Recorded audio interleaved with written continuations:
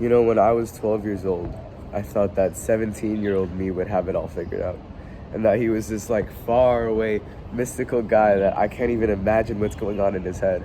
Like he must be this really cool, strong and smart dude, right? Like he must have it all figured out. His life must be in order. He'll have all the answers. Wrong. I'm the same guy, right? I'm the same kid. I still feel like I'm 12. Time passes by quickly. Your future self, when you think of your future self, who do you think of? Is it a different guy, different girl? Is it someone that's so far away? Let's say even 10 years in the future. Who is the person that you image, that comes to mind? Like, when you try to imagine your future self, is it really a different person? If you think about it. It sounds so obvious. But we can't help but to kind of picture our future selves as this completely different person that's so far ahead of where we are now. 10 years down the line. And sure, yeah, they've made more progress than us, but they're the same person. Like, they've gone through the same experiences. They think, like, they experience life in the same way. They don't see life from, like, a third-person POV, bro. They're literally you. And so every time you cheat yourself, every time you skip doing that, like, let's say you skip going to the gym, and that's, like, one of your goals. Build an aesthetic physique, or, like, build a physique that you want. Every time you skip the gym, you cheat him. You cheat that guy. And soon enough, that guy is going to be you. He's the same person, with the same emotions, the same feelings, the same childhood trauma, because your parents abused you or something. Like, you're the same person, okay? And it's so, I struggle a lot with just imagining the fact, like, really understanding it. Like, 12-year-old me would have thought, like, me right now is a completely different person. And sure, like, yeah, in some ways, I am a completely different person. But I am, like, the exact same, like, human being. And that never changes. That sounds so, like, obvious. I don't know if I'm making a point to you here. But, like, soon enough, that future self will be you. And every time that you cheat him, you're going to hate the you now for it. The reason why a lot of times we hate our past selves or look at our past selves and cringe at them, it's because they chose themselves over us, right? They chose themselves over us. Whatever decision that they had to make, they chose comfort for themselves so that we had to work harder. Every time you procrastinate for a fucking test, bro, let me tell you a story. I had an AP exam just 2 days ago. An AP exam stands for Advanced Placement. It's basically an exam that you have to take. No, you don't have to take it, but I chose to take it because it would give me college credit, which means I get to skip this class in university later on. Now, this AP exam covered 2 years worth of information. So, guess when I started studying for it? 2 days before the exam. Why? Because I was procrastinating. I was like, oh, it's not that important. Oh, if I fail, I'll just take it next year. And like, bro, I was cramming so hard. I was studying like 6 hours like each day, which isn't even that much. And it wasn't enough.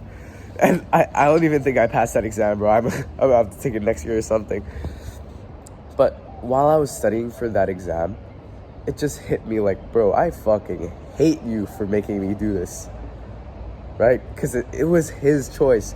Like, it was my past self that chose himself over me. And he's making me study 6 hours of material a day. Like, bro, fuck you.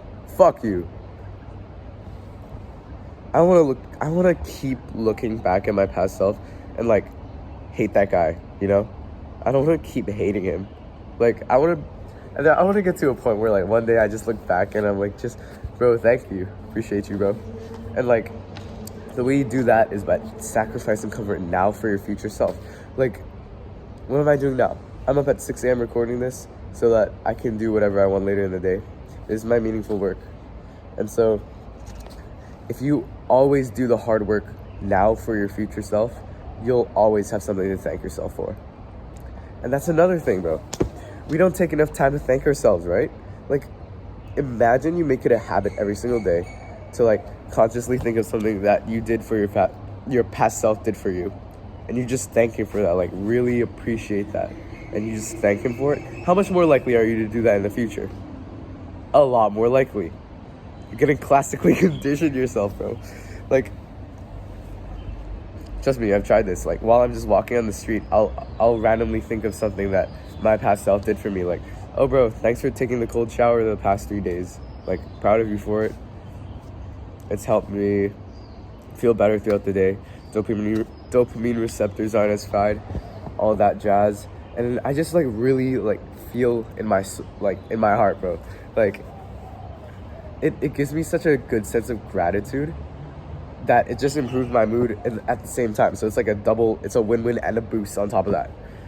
So, yeah, every time you cheat yourself, you're cheating your future self. That future self is going to be you soon enough.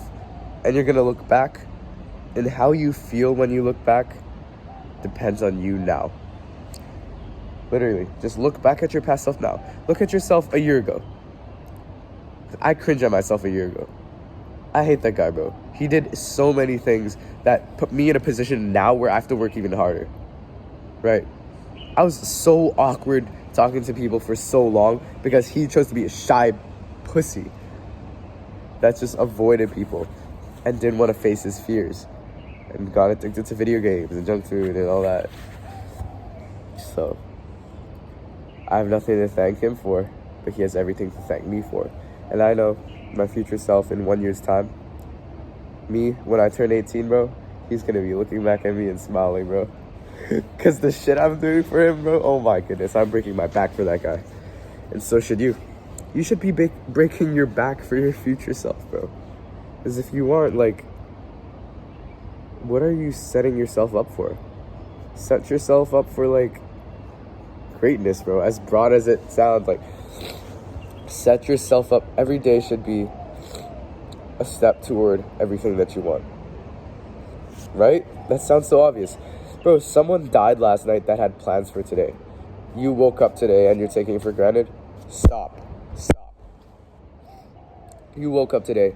If you woke up today, grab your phone and didn't even have a plan for the day and say you have goals, take your hand, slap yourself. That's from me.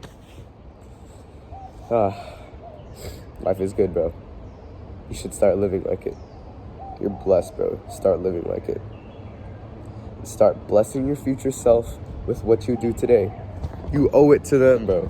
Start blessing your future self with what you do today. Okay. Trust me. You'll love it. It'll help you. Just even do it for a week. Like, let me give you an actionable step. Like, every morning for the next week, you're gonna go hug your mom, hug your dad, tell them you love them.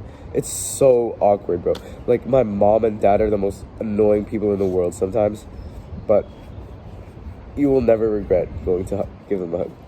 Like, you'll never regret telling them that you love them, right? So for me, that's the hard work that I have to do, even if I don't want to. But I know my future self will thank me for that. That's something so small, something so simple that has nothing to do with your goals, but you're still going to thank yourself for that in the future, and you're going to feel better afterward, even if it does feel a little awkward, because, I don't know, the relationship with your parents. Just do the hard work, especially when you don't feel like it. That's what Hamza always says. Like, sacrifice for your future self. There's no greater investment. No greater investment. You spend so much time with yourself every single day. You ought to know yourself better than anyone. So, you have to be your own best friend. So would you not sacrifice things for your best friend? Would you not thank your best friend every time they did something for you? How is it that we all don't know who we are, and that other people, like our parents, can know us better than us? I think it's because we don't spend enough time alone. You live 100% of your day with you, but you barely know who you are. Me too. I don't know why. I haven't figured this one out yet. I think it's because we don't talk to ourselves enough. Not in a schizophrenic way, but just like have a conversation with yourself and just ask yourself, like, okay, why am I doing this? Is this what I really want? Like,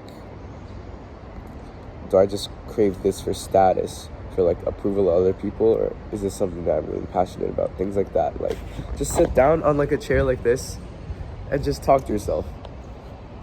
I promise you, that's gonna fulfill you a lot more. That's gonna, like a friend. Treat yourself like a friend. If I want to get to know you, I'm gonna talk to you. I'm gonna have a conversation with you. I'm gonna thank you whenever you give me a gift. Things like that. It's an exchange. That's how you get to know someone better. And we don't do that with ourselves, and we expect to know who we are. Nah, that's not how it works, bro. That's not how it works. Still figuring this one out, though. If you want to hear more from a 17-year-old on self-improvement trying to figure out life, subscribe. It's a win-win for both of us. If you want to talk about it, first link in the description. Get after it.